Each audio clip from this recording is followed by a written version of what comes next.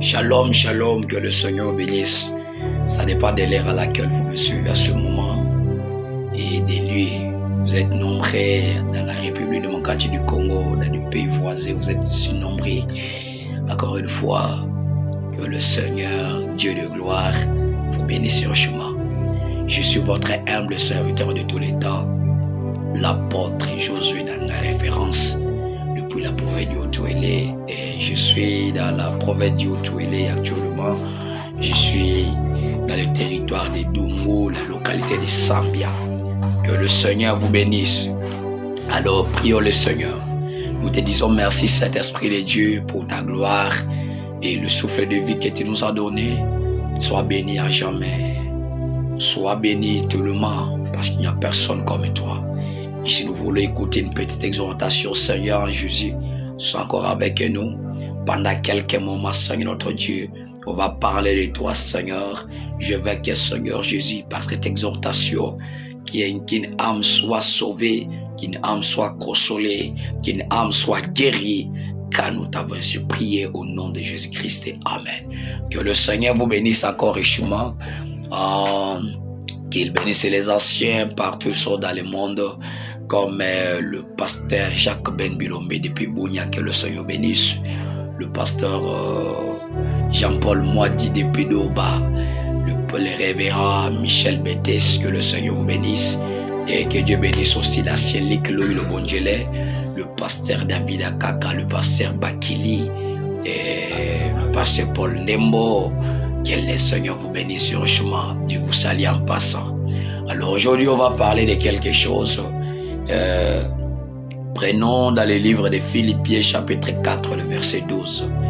Philippiens chapitre 4, le verset 12, il est écrit: je sais vivre dans l'humiliation et je sais vivre dans l'abondance.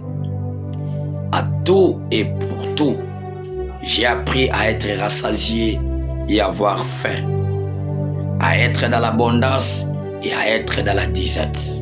Le verset 13. Je puis tout par celui qui me fortifie. Je puis tout par celui qui me fortifie. Que le Seigneur vous bénisse partout où vous nous suivez encore. Je voulais parler sur la vie d'un chrétien. La vie d'un chrétien sur la terre n'est pas difficile, n'est pas facile s'il vous plaît. La vie d'un chrétien sur la terre, c'est le haut et le bas. C'est le haut et le bas. Qui est un chrétien? Un chrétien, c'est celui qui a l'esprit de Christ en lui. Ce chrétien-là a réussi en lui l'ordre d'avancer, de prospérer à tous égards. Et malgré la prospérité, il prospère après avoir été éprouvé, après avoir été testé. Si toi, dans ta vie spirituelle, tu fous l'épreuve, la Bible me dit que tu n'es pas un fils de Dieu, tu es au contraire un fils de bâtard. Tu dois être un véritable fils de Dieu et fille de Dieu.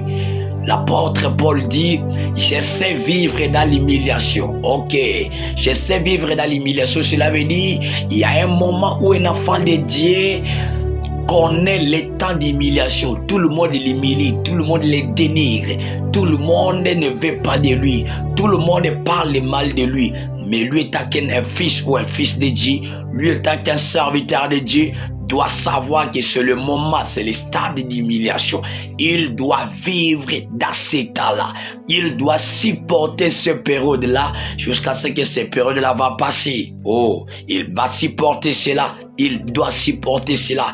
L'apôtre Paul dit: je sais vivre dans l'humiliation. Je sais vivre quand mes ennemis parlent mal de moi. Je sais vivre quand les ennemis me critiquent, mettent des embûches devant moi. Je sais vivre. Un enfant de Dieu, quand il atteint les moments d'humiliation, le Seigneur de gloire lui donne le cœur de supporter les épreuves. Le Seigneur de gloire lui donne le cœur de supporter quoi? De supporter quoi? Tout ce qui peut venir pour basculer sa foi. L'apôtre Paul dit, je sais vivre dans l'humiliation. Je sais vivre dans l'abondance. Un enfant de Dieu connaît les moments d'humiliation, mais à un moment donné, il connaît sur le moment d'abondance. Donc, il y a le moment d'élévation. On l'élève, on l'aime, on les glorifie, on les dramatise. Pourquoi? Parce que c'est le moment, c'est le stade qu'il a déjà atteint. Mais il y a un moment, il doit vivre sur l'état de l'humiliation. L'apôtre Paul dit, je sais vivre dans l'humiliation partout et dans tout. Donc, il y a un lieu où on peut t'aimer, on peut te glorifier, on peut te valoriser. Mais il y a un moment où il y a un endroit où on peut te voir comme rien. Mais à ce moment-là, tu dois te comporter à cette dimension-là et supporter ce qui se passe autour de toi. Je sais vivre dans l'humiliation. L'apôtre Paul dit, j'ai appris à être rassasié. Oui, et apprends-toi à être rassasié. À d'autres termes, je veux dire que Alingala, mesana, donc habitue-toi à être rassasié. Il y a un moment tu dois être rassasié, mais il y a un moment tu dois avoir faim. Et je suis habitué j'ai appris à avoir faim. Ils ont un moment où quand quelqu'un ne supporte pas la faim, il va condamner Dieu, il va condamner son mari, il va condamner tout le monde parce que lui n'est pas habitué à cela. Alors tu dois habiter. La vie d'un chrétien, c'est le haut et le bas. La vie d'un chrétien aujourd'hui, il y reçoit avec grâce. Demain, il ne va pas recevoir. Mais tu dois toujours avoir la tempérance ainsi que la patience dans le monde de Dieu. Tu veux que Dieu t'utilise? Aie la patience. Parce que Dieu lui fait à son temps. Dieu donne à son temps. L'apôtre Paul dit, j'ai appris à vivre dans la race, j'ai appris à être rassasié et j'ai appris aussi à avoir faim. Amen. J'ai appris de vivre dans l'abondance. J'ai appris. Donc il y a un moment, il y a l'abondance, il y a l'argent, il y a tout, ça marche comme il faut. Ça c'est un chrétien. Mais l'apôtre Paul dit aussi, j'ai appris à être dans la disette, dans le manquement, dans la chasseresse. Un enfant de Dieu doit maîtriser ces 4 dimensions.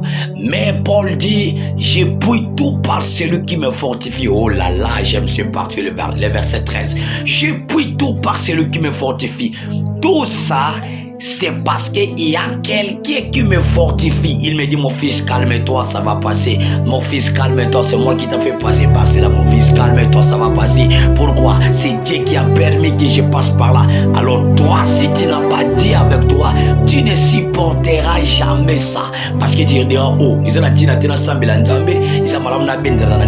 je puis tout par celui qui me fortifie. Si tu n'as pas Jésus, tu ne sauras jamais vaincre les épreuves. Si tu n'as pas Jésus, tu ne sauras jamais avancer. Tu dois avoir Jésus dans ta vie. Tu dois avoir Jésus dans ton ministère. Tu dois avoir Jésus dans ta vie spirituelle. Si tu vois l'onction diminuer, si tu vois la puissance diminuer, sache qu'il n'y a pas quelqu'un qui est près de toi. Parce que si Jésus était près de toi, il allait ajouter la puissance sur puissance. Il allait ajouter, oh, sois guéri par cette parole. Sois béni par cette parole. Si Dieu est avec toi, il va te faire passer par l'humiliation. Il va te faire passer par l'élévation. Il va te faire passer avec un état rassasié. Et tu auras aussi fait, donc il y aura manquement de manger. Tu n'auras pas la nourriture. Et tu dois supporter toujours ça. C'est ça la vie d'un chrétien. Si tu n'as jamais arrivé à ça, tu dois prier à Dieu qu'il te donne la tempérance et la patience. Parce que sans cela, tu ne supporteras jamais. J'ai pris tout par celui qui me fortifie. J'ai vaincu les sorciers parce que j'ai Dieu avec moi. J'ai vaincu la maladie parce que j'ai Dieu avec moi. J'ai vaincu tout parce que j'ai Dieu avec moi. Pourquoi j'ai la victoire dans mon ministère? C'est parce que si j'ai Jésus, Jésus marche avec moi. Jésus est avec moi partout. Et toi, jeune ministre, tu dois avoir Jésus. Tu dois avoir l'humilité. Parce que l'humilité procède de la gloire. L'humilité annonce la gloire. Et laisse-moi te dire, lorsque tu as des épreuves dans ta vie, sache qu'il y a quelque chose en route qui va t'arriver dans ta vie spirituelle. Que Dieu te bénisse. C'était ça l'exhortation matinale. Et que Dieu te guérisse. Et qu'il te donne ce que tu as besoin. En écoutant les seules paroles, toi qui me suis sur l'internet, soyez guéris et soyez bénis au nom de Jésus-Christ.